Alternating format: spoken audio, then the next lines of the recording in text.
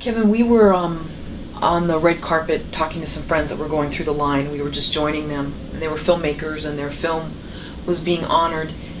And, you know, it was such a high point in their lives to be on this red carpet and honored.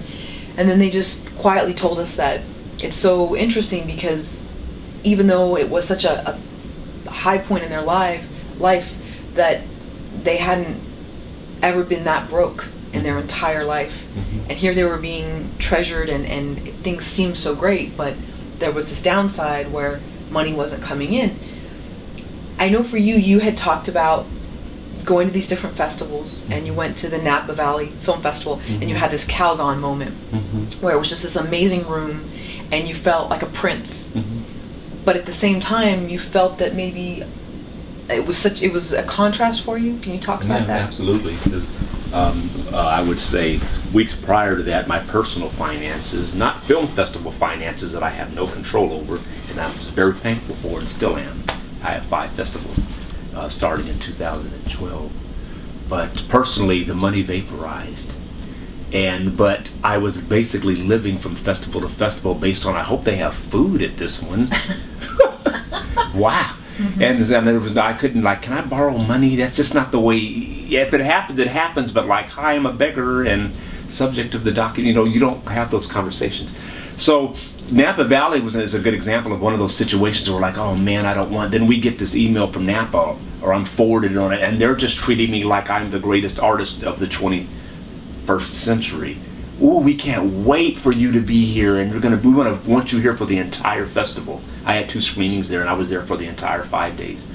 And so I arrived there totally penniless. I can't even use a credit card because they need the card for the hotel. And I said, look, I don't have. But what I'll do is I promise I won't watch the TV. I swear I won't rent anything or whatever. So I go into the room, and it's almost like, I'm one of the delegates to the United Nations or something. And so that contrast was very. I've been thinking along those lines for a long time because this has been an ongoing process, and I've started to wonder. It felt like there's going to be an end to this, and it's grounding me and preparing me for whatever the next thing is. But you need to take everything out of your pockets, and you need to take your ring off, and this is you. So I'm not supposed to have, well, man, I got like 20 G's in the bank, and I could just do what I want. You have nothing but who you are as an artist, and that's the only reason why you're doing these festivals. So it really galvanized who am I really as an artist. It really doesn't have anything to do with, when I did Don't Knock the Rock, I made $400 in like 10 minutes. And South by Southwest, I made 300, Sarasota, 300, Tucson, 200. I was making money at all the festivals. But then all of a sudden, for all kinds of various reasons, people would give me standing ovations in the screenings and the Q&A, but they wouldn't buy one CD. It all shut completely down. And I couldn't say, ladies and gentlemen, we had a spiritual epiphany, but I need you to buy my CD now. That's not a conversation that could happen. So I was just like, I'm here. This is part of this path. And it just kind of totally vaporized. And I spent the rest of the several festivals trying to figure out how to be in between each one. And I was able to, because if it was the Kickstarter official, let's just say I was in between New Jersey and Philadelphia and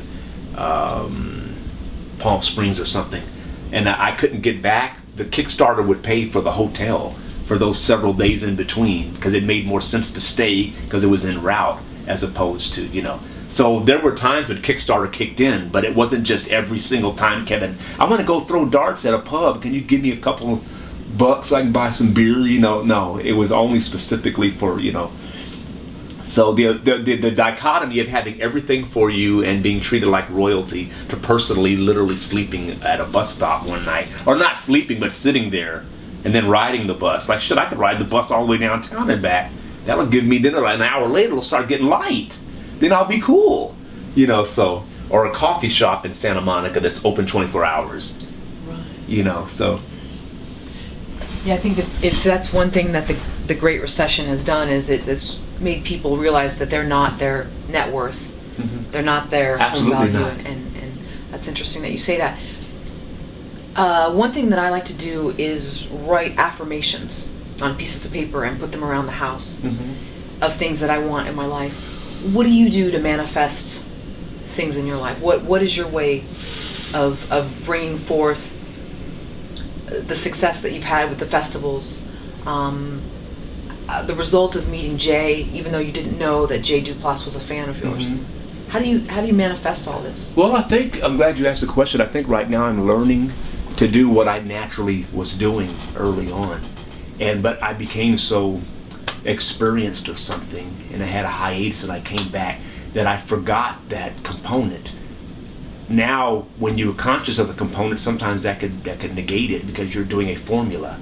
So the key is to get away from the formula and actually become and manifest. Actually, not like Peter Pan or magic, but actually genuinely manifest the things that you need and want. Hopefully for the betterment of other people as well. But I'm learning how to do that again. You write down affirmations. That's a good suggestion, and I've heard that before. Maybe I'll start doing it. But most of it right now is focused in on what I'm trying to do at the end of these festival runs and what's getting ready to happen for me in 2012. I have to decide exactly what that is, whether it means I'm going to be touring, where I'm going to be writing new songs, where I'm going to be living. So when we say those things, we're actually manifesting them. You know, you make a decision to go back to college, or go back to UPS, or to write another album. Those are manifestations. And so, or if you say, you know what, man, I don't even know, man, because these people are so rude, I probably I don't even care anymore. That's a manifestation. So we have to be careful when we randomly utter these things and mix them in with what you're trying to do, because that's not a good mix. So as we get older spiritually, if there's such a thing as aging spiritually, it's probably not. But we have to know we're more responsible and we're more mature. So when we say things, that's what it actually really is. So thanks for reminding me of it, because that's what's going on with me right now. These next 3 to 6 months are real important for me as an artist, because I'm choosing to do this and this alone. You know, this is not a part-time I'm working in when I get a chance. I don't have any family, you know, any immediate family now. So it's like a decision I'm making. I want to actually do this for the next several years. You know, whether I go on a Greyhound bus and perform at places, I have no idea right now. So you're asking me how I do it, and you're also telling me that it's time to do it now. So thank you. I appreciate it. When did that shift in your mind happen where you say, you know what, it's not going to be part-time. I want this. This is my life. This is it. And you told the universe and you told yourself that. Do you remember where you were when that happened? Where you said, I think it's pretty much right now. Right now. I mean, I think that's been really literally it's been happening, and I kind of maybe have said it. But when you say I kind of maybe have said it, then that means you kind of maybe will do it, which means you won't do it. Okay. But when you're confirming things with other people, and now other people, that's what confirmation is. When you get your confirmation, that means somebody else that's another spiritual being that's very interested. And then I say in my interpretation, I've confirmed that now. So that's what I'm going to do. That's what I'm doing.